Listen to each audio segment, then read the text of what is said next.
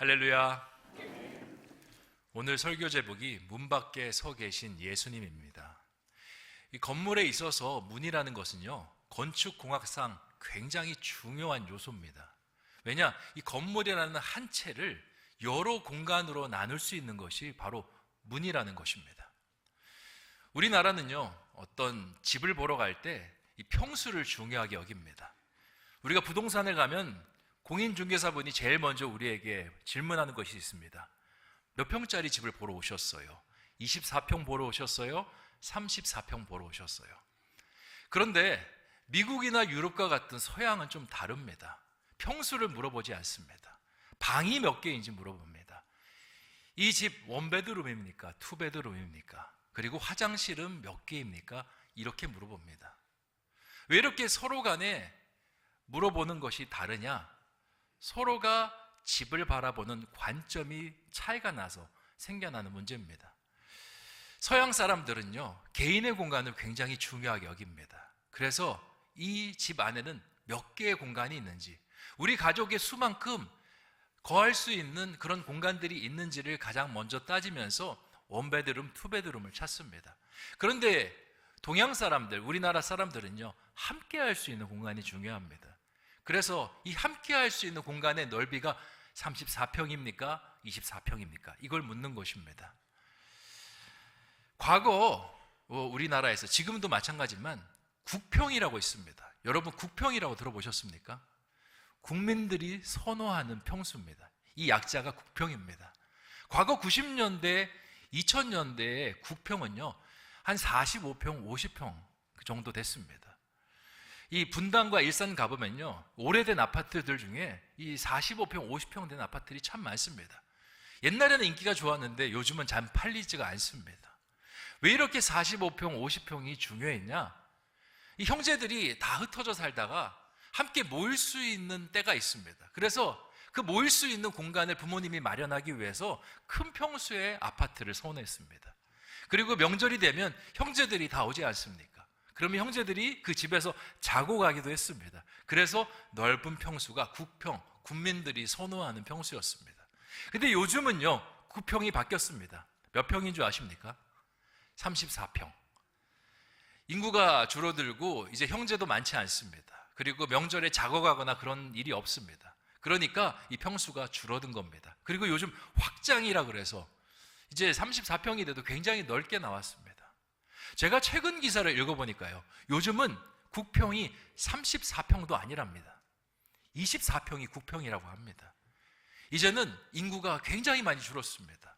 그리고 결혼해서도 자녀가 없는 집도 많고요, 결혼해서 자녀를 낳더라도 한두 명밖에 낳지 않는 문화가 형성이 돼서 요즘은 24평이 국평이라고 합니다.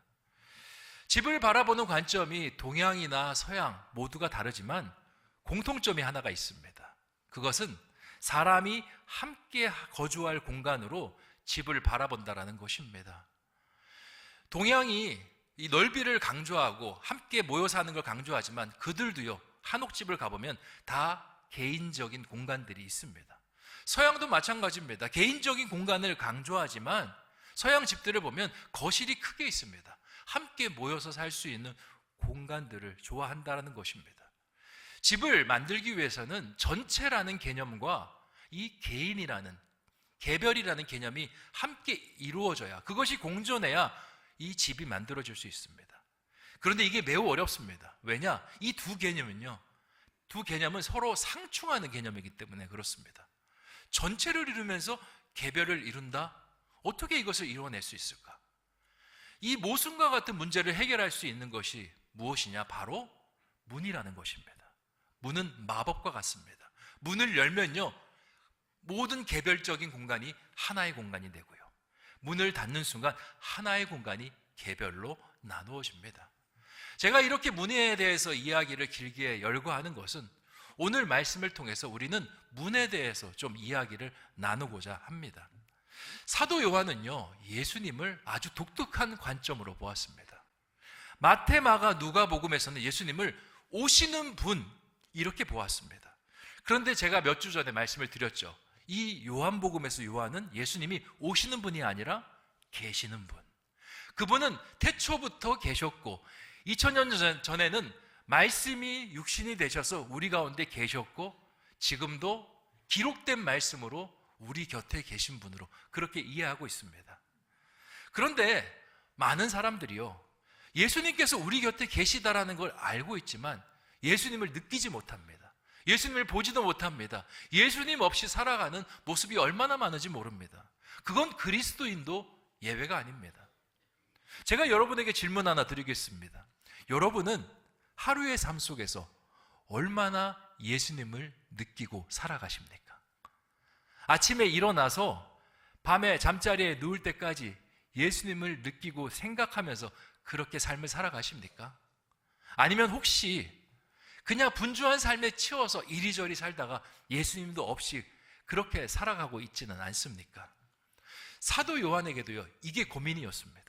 자신은 예수님께서 계신 분이라고 그렇게 주창하면서 살았는데 정작 삶 속에 자신이 섬기는 교회 속에는 예수님의 모습이 보이지가 않습니다. 지금 요한계시록을 쓰고 있는 사도 요한은요, 감옥 속에 있습니다. 어떤 감옥? 반모섬이라는 유배지 속에서 이 요한계시록을 쓰고 있습니다. 반모섬에 그렇게 유배된 이유가 뭡니까? 하나님을 믿는다라고, 하나님을 따른다라는 이유만으로 그게 갇혀 있습니다. 그런데 자기는 럭키한 케이스입니다. 자신의 동료 사도들은요, 이미 다 죽었습니다. 그리고 다른 그리스도인들도 감옥에 갇히거나 로마 정부로부터 핍박받는 일들을 경험하고 있습니다. 그러니까 초대교회 교인들이 불만이 생겨납니다. 사도 요한님, 당신이 이제 마지막 사도입니다. 당신은 주님께서 우리와 함께 계시다라고 말씀하시는데 왜 우리의 삶에는 주님이 보이지 않습니까? 왜 우리는 이렇게 고통받아야 하고 왜 이렇게 힘들어야 합니까? 우리가 눈물 흘리고 울고 있을 때, 힘들어할 때 주님은 도대체 어디 계십니까? 주님 계신 게 맞습니까? 라고 묻습니다. 사도 요한이 이에 대해서 말합니다. 주님은 여전히 우리와 함께 계시다. 우리의 삶에 주님이 보이지 않는 것은 주님의 문제가 아니라 우리의 문제다라고 이야기합니다. 그리고 그 이유를 문을 통해서 설명하고 있습니다. 오늘 읽었던 요한계시록 3장 20절 말씀 같이 한번 읽어보겠습니다. 시작. 볼지어다 내가 문 밖에 서서 두드리노니 누구든지 내 음성을 듣고 문을 열면 내가 그에게로 들어가 그와 더불어 먹고 그는 나와 더불어 먹으리라. 아멘. 사도 요한은요, 주님께서 우리와 함께 계신데 우리가 주님을 느끼지 못하고 만나지 못하는 그 이유의 중심에는 문이 있다라고 생각했습니다. 주님과 우리 사이를 가로막는 그 문, 한 공간에 있지만 서로 개별 공간이 만들게 되는 그 문 때문에 우리가 주님을 보지 못한다라고 그렇게 이야기합니다. 오래전에 나왔던 광고인데요, KCC 건설에서 나온 엄마의 빈방이라는 광고가 있습니다. 한 1분 30초짜리 광고인데요, 엄마와 사춘기 딸이 문 하나를 놓고 서로 옥신각신하는 내용이 그 광고의 핵심입니다. 광고의 첫 장면은 이렇게 시작이 됩니다. 딸 나이 17, 문을 닫기 시작했다. 딸이 사춘기가 오면서 문을 쾅 열고 들어간 다음에 문을 걸어 잠궈버립니다. 이게 광고의 출발입니다. 그 다음날 엄마가 아침에 청소를 하면서 딸을 깨웁니다. 딸, 학교 가야지, 얼른 일어나, 지각하겠어. 그런데 그 방 안에서는요, 아무 소리도 들리지 않고 문도 열리지 않습니다. 하루가 지났습니다. 저녁이 되어서 엄마는 이제 딸에게 맛있는 음식을 준비해서 딸, 어서 나와, 저녁 먹어야지 라고 그렇게 말을 밖에서 건넵니다. 그런데 안에서 문은 안 열리지만 소리가 들립니다. 나 저녁 먹고 왔어. 나 밥 안 먹어도 돼. 그럼 진작 얘기해야지. 서로 이제 옥신각신한 말이 오고 갑니다. 딸은 계속 엄마에게 문을 열어주지 않습니다. 그런데 그 다음날 문이 열립니다. 친구들이 딸 집에 놀러 온 겁니다. 엄마는 과일을 깎아서 딸 방으로 들어가려고 하는데 그림을 보시면 딸이 엄마의 접시만 받고 엄마는 밖으로 내보냅니다. 엄마는 딸의 친구들에게 인사라도 건네고 싶었는데 안 된다라고 그렇게 내보냅니다. 엄마가 그 딸 방 주위를 어슬렁어슬렁 거리는데 딸 방으로 들어갈 수 있는 존재가 하나 나타납니다. 그게 뭐냐? 강아지입니다. 강아지가 문을 긁으니까 딸이 강아지 그를 들어올 수 있도록 문을 열어줍니다. 그런데 엄마는 안 됩니다. 그렇게 딸과 옥신각신하다가 세월이 지납니다. 결국 딸은 장성하여서 출가를 하게 되고 그제서야 비로소 엄마가 딸 방으로 들어갑니다. 그런데 그 방 안에는 딸이 있습니까? 없습니까? 없습니다. 광고가 이렇게 맞춰집니다. 우리가 주님과의 관계를 맺을 때도 이 모습이 아닌가 생각이 됩니다. 주님은 늘 우리 곁에 계시고 우리의 내면으로 들어가고 싶어 하십니다. 그런데 주님과 우리 사이에 문을 만들어서 우리는 문을 강하게 걸어 잠굽니다. 그러니까 우리가 세상 속에 살아도 주님이 여전히 우리 가운데 계셔도 주님을 느낄 수도 없고 볼 수도 없는 것입니다. 우리가 구원받기 전에요, 사실 문은요 우리 쪽이 아니라 원래 주님 쪽에 있었습니다. 성전 휘장이라고 해서 그 안에는요 죄인은 절대 들어올 수가 없었습니다. 만약 죄인이 그 휘장을 뚫고 들어오면 그 사람은 죽거나 하나님의 심판을 받을 수밖에 없었습니다. 그런데 예수 그리스도께서 이 땅 가운데 오심을 통해서 그 성전 휘장이 아래에서 위로 쭉 찢어졌습니다. 그리고 우리가 주님 안에, 주님이 우리 안에 마음껏 왕래할 수 있게 되었습니다. 그런데 그 후가 문제입니다. 주님께서 우리 안에, 우리가 주님 안에 있는 건 너무 좋은데요, 시간이 지나니까 이게 불편해지기 시작합니다. 거북해지기 시작합니다. 왜냐? 주님이 우리의 삶 속에 들어오셔서 자꾸 간섭하시기 때문에 그렇습니다. 예배 제대로 드려야지, 주일 성수 지켜야지, 하나님 말씀 따라 살아야지, 목사님 설교하실 때 졸면 안 되지, 그리고 원수를 사랑해야지, 이웃을 내 몸과 같이 사랑해야지. 주님께서 계속 이렇게 말씀하시니까 아유 듣기 싫어 듣기 싫어, 사춘기 딸처럼 그렇게 하는 겁니다. 그리고는 문을 만들어서 슬그머니 닫아버립니다. 그리고 문을 잠궈버리는 것입니다. 그 후에 어떻게 된 줄 아십니까? 조건부로 열립니다. 내가 필요할 때, 내가 도움이 필요할 때, 내가 뭔가 내 힘으로 할 수 없는 일이 생겼을 때 주님 여기 와서 도와주세요. 주님이 오셔가지고 그 무엇을 주십니다. 어려움들을 해결해 주십니다. 그러면 그 과일만 챙겨서 문을 닫아버린 딸처럼요, 그것만 받고 주님을 밀쳐냅니다. 문제가 해결되면 주님 얼른 나가세요 하고 주님을 몰아내버립니다. 그런데 주님은요 어디 가지지 못합니다. 우리 곁에 늘 서성이십니다. 딸은 문을 잠궈버리고 자기 마음대로 한다 할지라도 엄마는 그 문 앞에 서성이는 것처럼 주님께서는 여전히 우리 곁을 서성이십니다. 두드리십니다. 제발 나와 함께 하자고. 이게 오늘 말씀의 그림입니다. 성경을 보면요, 주님께 마음 문을 열었다가 큰 은혜를 경험한 사람들이 참 많습니다. 대표적인 예로 삭개오라는 사람이 있습니다. 삭개오는요 주님과 문이 아닙니다, 담을 쌓았던 사람입니다. 그는 세리 중에 우두머리라고 하는 세리장이었고요, 불의와 아주 이 물질의 사람이었습니다. 어느 날 이 삭개오가 있는 동네에 주님께서 오신다라고 그렇게 소문이 들려왔습니다. 삭개오는 주님이 궁금했습니다. 그래서 주님을 보기 위해 나갔습니다. 주님의 말씀을 따르기 위해서, 주님의 제자가 되기 위해서 나간 게 아니라 그냥 유명한 사람, 유명인 온다고 하니까 보러 나간 것입니다. 그래서 그는 뽕나무 위로 올라갑니다. 키가 작아서 뽕나무 위로 올라간 것도 있지만 주님과 내가 설마 관계하겠느냐, 그냥 주님의 얼굴만 좀 봤으면 좋겠다라고 생각하며 뽕나무 위에 올라간 겁니다. 그런데 주님께서 길을 지나가시다가, 뽕나무 앞을 지나가시다가 이 삭개오의 마음에 노크를 하십니다. 삭개오야, 속히 내려와라. 내가 오늘 네 집에 유하여야겠다. 주님께서 말씀하십니다. 그러자 삭개오가요 나무에서 내려와서 마음 문을 활짝 엽니다.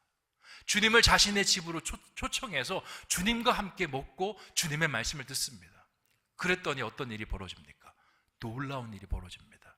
삭개오가요 회개하기 시작하는데, 주님, 제가 갖고 있는 재산의 절반을 팔아서 가난한 자들에게 나눠주겠습니다. 저는 지금 너무 욕심스러웠고 지금까지 너무 죄악되게 살았습니다. 제가 혹시 토색한 사람이 있다라면, 제가 남의 물건을 뺏었던 적이 있다라면 그 사람들에게 4배로 돌려주는 사람이 되겠습니다. 주님 앞에 그렇게 고백합니다. 주님께서 이 말씀을 들으시고 삭개오야, 내게 구원이 임하였느니라, 그 말씀을 선포합니다. 그리고 사람들에게 말씀하십니다. 이 자도 이제 아브라함의 자손이니라. 하나님 안에서 마음문을 열었더니 그가 구원이라는, 하나님의 은혜라는 큰 선물을 그가 맛보게 된 것입니다. 우리가 주님을 모신다라는 일이요, 우리에게 불편한 일이 될 수 있습니다. 성가신 일이 될 수 있습니다. 그런데 분명히 알아야 되는 것이 있습니다. 주님을 일단 우리의 삶에 모시면요, 불편한 것보다 우리에게 주시는 축복과 은혜가 훨씬 많습니다. 왜냐? 주님은요, 여러 가지 모습을 하고 계십니다. 때로는 우리에게 잔소리하시는 부모님의 모습을 갖고 있기도 하지만, 성경을 보면 주님은요, 만왕의 왕이십니다. 만유의 주이십니다. 말 한마디로 이 세상을 조성하시는 분이시고 풍랑도 잠재우는 능력자입니다. 그런 분을 우리의 마음속에, 우리의 삶 속에 모시면 어떻게 됩니까? 주님의 능력이 우리의 능력이 되는 겁니다. 주님께서 우리를 위해서 일하기 시작하는 겁니다. 복음서를 보면요, 주님께서 마을에 행차할 때마다 사람들이 어떻게 해서든 주님을 자신의 집으로 모시려고 했습니다. 베드로는 예수님을 장모의 집으로 모셨습니다. 그랬더니 어떤 일이 벌어졌냐? 장모의 열병이 낫는 역사가 일어났습니다. 회당장 야이로, 이 사람은 종교 지도자였습니다. 예수님과 상극이었던 사람입니다. 그런데 이 사람이 예수님을 모십니다. 동료 지도자들이 비난하고 차별의 눈으로 보는데도 그냥 예수님을 모셨습니다. 그랬더니 죽은 딸이 살아나는 놀라운 역사가 일어났습니다. 예수님의 친구 나사로는요, 죽어서 살이 썩어가고 있었습니다. 그런데 예수님께서 그 집에 당도하시자마자 그의 살이 돋아나고 붕대를 풀고 부활을 경험하는 은혜 속에 나올 수가 있었습니다. 이게 바로 주님을 마음에 모신 사람이 경험하는 은혜입니다. 그러니까 우리가 어떻게 해야 됩니까? 주님께 마음을 열어야 합니까? 닫아야 됩니까? 마음을 열어야 합니다. 그런데 주의해야 될 것이 있습니다. 문을 막 열어주면 안 됩니다. 문을 열어줄 때도 방식이 있습니다. 아까 읽었던 요한계시록 3장 20절 말씀 다시 한번 읽어보겠습니다. 시작. 볼지어다 내가 문 밖에 서서 두드리노니 누구든지 내 음성을 듣고 문을 열면 내가 그에게로 들어가 그와 더불어 먹고 그는 나와 더불어 먹으리라. 아멘. 주님께서 문 밖에 서서 문을 두드리십니다. 그런데 두드릴 때 문이 열리지 않았습니다. 그 다음에 문이 열렸습니다. 어떻게 할 때? 주님의 음성을 들었을 때. 이게 중요합니다. 주님의 음성을 듣고 확인하고 문을 열어줘야 됩니다. 제가 여러분의 이해를 돕기 위해서 한 가지 이야기를 준비했습니다. 오래된 전래동화인데요, 제가 참 좋아하는 전래동화입니다. 햇님 달님. 우리에게는 떡 하나 주면 안 잡아먹지라는 이야기로 유명한 이야기입니다. 산속에 홀어머니와 오누이가 살고 있었습니다. 홀어머니가 이 오누이를 열심히 키웠는데 어느 날 그 옆마을에 잔치가 있다고 해서 거기에 일꾼으로 엄마가 갑니다. 가서 열심히 일한 다음에 품삯으로 이 떡 한 광주리를 받아서 집으로 돌아오는데요, 누군가 나타납니다. 누굽니까? 호랑이. 그리고 유명한 말을 합니다. 떡 하나 주면 안 잡아먹지. 그래서 떡 하나를 줍니다. 그리고 고개를 또 넘어오는데 또 누가 나타납니까? 호랑이가 나타납니다. 떡 하나 주면 안 잡아먹지. 고개를 넘을 때마다 호랑이가 나타나서 결국에는 머리에 이고 가던 그 떡을 다 소비하게 됩니다. 나중에 떡이 없으니까 어떻게 합니까? 이 엄마를 잡아먹습니다. 그래도 이 성이 안 찼는지 이 호랑이가요, 그 엄마의 옷을 주섬주섬 입습니다. 그리고 엄마인 것처럼 변장한 채 오누이가 사는 집으로 갑니다. 문을 똑똑 두드립니다. 누구세요? 엄마다. 근데 목소리가 이상합니다. 엄마의 목소리는 부드러운데 호랑이의 목소리는 걸걸합니다. 최초의 보이스피싱이 일어나는 겁니다. 오누이가 보이스피싱을 의심합니다. 엄마가 아닌 것 같은데 문을 안 열어줍니다. 밖에서 계속 연기합니다. 아우 추워 죽겠어. 지금 떡을 가져왔는데 얼른 식기 전에 먹었으면 좋겠어. 계속 이야기하는데 목소리가 틀리니까 문을 열어주지 않습니다. 호랑이가 장깨를 부립니다. 엄마인지 아닌지 내가 확인할 수 있도록 내 손을 보여줄게.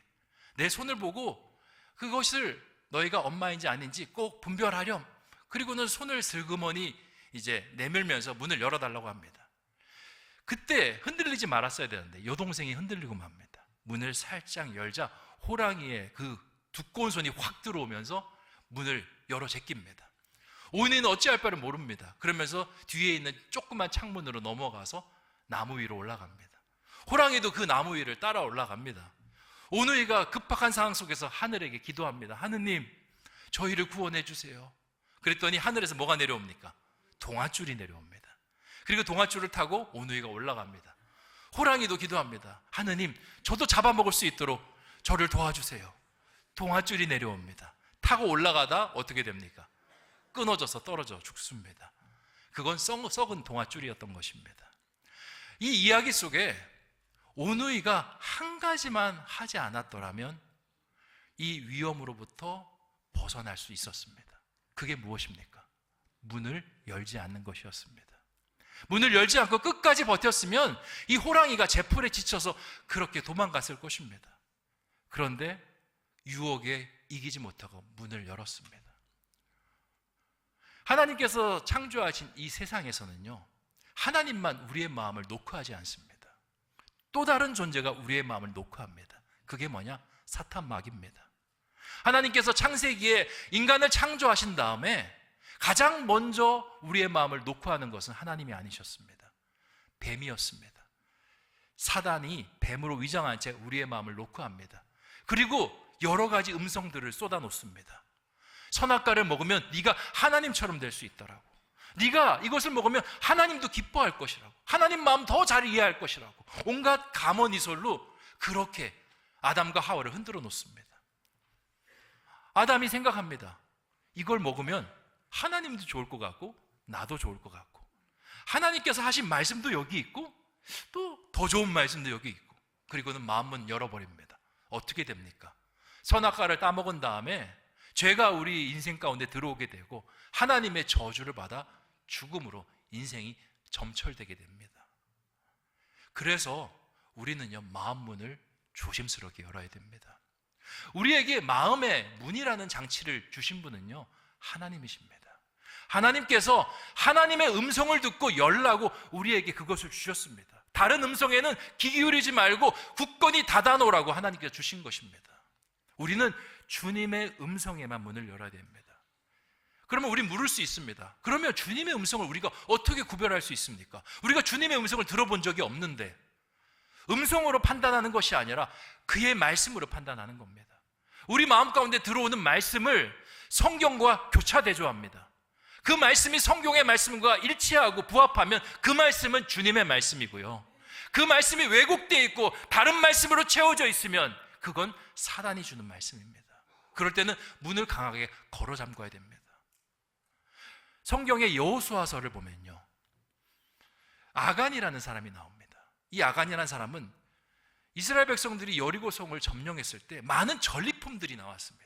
하나님께서 이 전리품들은 손대지 말고 여호와의 곳간에 담아두라고 말씀하셨는데, 그 아간이요, 그걸 탐합니다. 마음속에 소리가 들립니다. 좋은 외투를 네가 취해, 금덩이를 네가 취해, 은덩이를 네가 취해. 너는 그러면 다른 사람이 될 거야.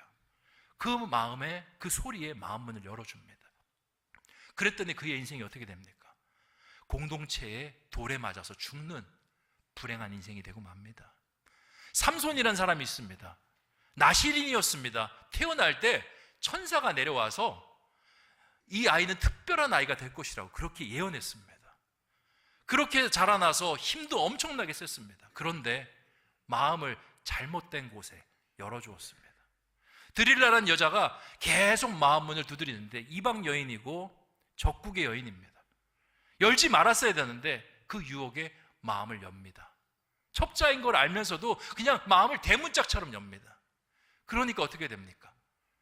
블레셋 사람들이 들어와서 삼손의 머리카락을 자르고 눈을 뽑고 끌고 가서 거기서 아주 조롱하는 그런 광대로 만들어 버립니다. 나중에 블레셋 사람들과 함께 매몰되는 것으로 최후를 맞이하게 됩니다. 그러니까 우리는요, 이 문을 잘 지켜야 됩니다. 주님이 오실 때는 문을 잘 열어야 하고요, 주님이 아닌 것에는 문을 어떻게 해서든지 굳건하게 지키는 것이 필요합니다. 이제 주님을 우리의 마음에 모셨으면 다음 단계가 있습니다. 그것은 내가 그에게로 들어가 그와 더불어 먹고 그는 나와 더불어 먹으리라, 이 단계입니다. 이게 뭐냐? 주님과의 연합입니다.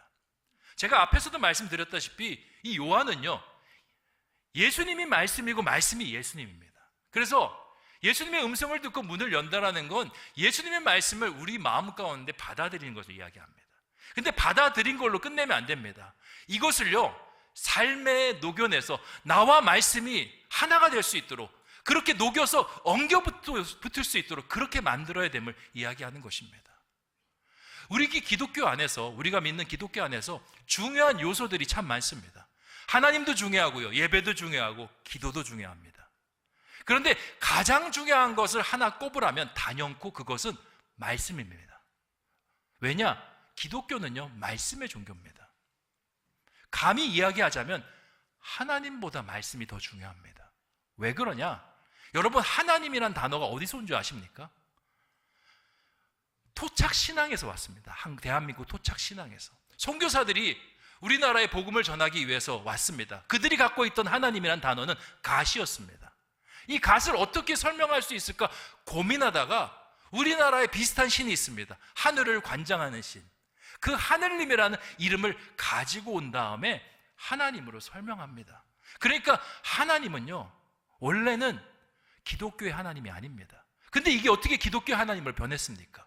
그 하나님이란 단어에 말씀을 녹여냈습니다. 하나님의 말씀의 이야기와 하나님의 모든 역사를 녹여내서 엉겨붙게 하다 보니까 그 하나님이란 단어가 진짜 우리 하나님이 된 것입니다. 예배와 기도도 마찬가지입니다. 우리 기독교만 예배와 기도가 있습니까? 아니요. 다른 종교에도 예배와 기도 있습니다. 그런데 그 예배와 기도가 하나님을 향한 예배와 기도가 어떻게 될 수가 있습니까? 말씀을 따라서 예배를 드리고 말씀의 대상에게 예배를 드리고 말씀을 통해서 기도를 하기 때문에 그 기도와 예배가 하나님을 향한 예배와 기도가 되는 겁니다. 동일하게 우리가 기독교인 되는 것도 마찬가지입니다. 기독교인이 된다는 것은 말씀이 우리 가운데 들어와서 엉겨붙는 겁니다. 예수 그리스도와 나가 엉겨붙어서 내가 예수 그리스도가 되고 예수 그리스도가 내가 되는 것이 진짜 그리스도인, 온전한 그리스도인의 모습인 것입니다. 우리가 주님과 엉겨붙으면요, 반드시 나타나는 역사가 있습니다. 그건 능력입니다. 하나님이라는 그냥 그 단어, 토착신앙의 그 호칭이요, 주의 말씀이 닿는 순간 진짜 하나님과 연결된 호칭이 됩니다. 그래서 하나님 하고 부르면요, 진짜 하나님이 우리를 돌아보십니다. 예배와 기도도 마찬가지입니다. 거기에 하나님의 말씀이 엉겨붙는 순간 우리가 예배를 드릴 때 그 예배 속에 하나님이 임재하시고요, 기도 속에 응답이 일어납니다. 하나님께서 말씀하셨습니다. 내게 부르짖으라, 내가 내게 응답하겠고 네가 알지 못하는 크고 은밀한 일을 보이리라. 주님의 말씀이 같이 엉겨붙어서 성취까지 함께 일어나는 것입니다. 그렇다면 주님을 우리 마음에 모시면 어떻게 되겠습니까? 주님이 우리 안에서 일하십니다.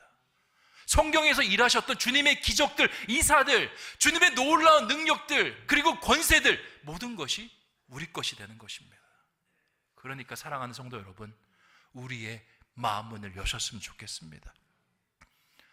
힘들고 거북하고 귀찮을 수도 있습니다. 하지만 우리가 누리는 축복들은 말을 할 수 없습니다. 이제 말씀을 맺겠습니다. 오늘 사도 요한은요, 주님께서 계시다라고 한 번 더 강조합니다. 그런데 우리가 주님을 느끼지 못하는 것은 주님 문제가 아니라 우리 문제라고 합니다. 마음 문을 열라고 이야기합니다. 주님을 밖에 그렇게 추운데 세워두는 것이 아니라 우리의 마음속으로 모시라는 겁니다. 그런데 주의해야 될 것이 있습니다. 모두에게 문을 열어줘서는 안 됩니다. 노크를 한다고 해서 문을 여는 것이 아니라 그 노크 속에 음성이 주님임을 확인하며, 세상 속에, 세상의 유혹 속에는 우리가 힘껏 문을 닫고요, 주님 안에서는 힘껏 문을 여는 그런 축복의 성도 되시기를 주님의 이름으로 축원드립니다. 기도하겠습니다.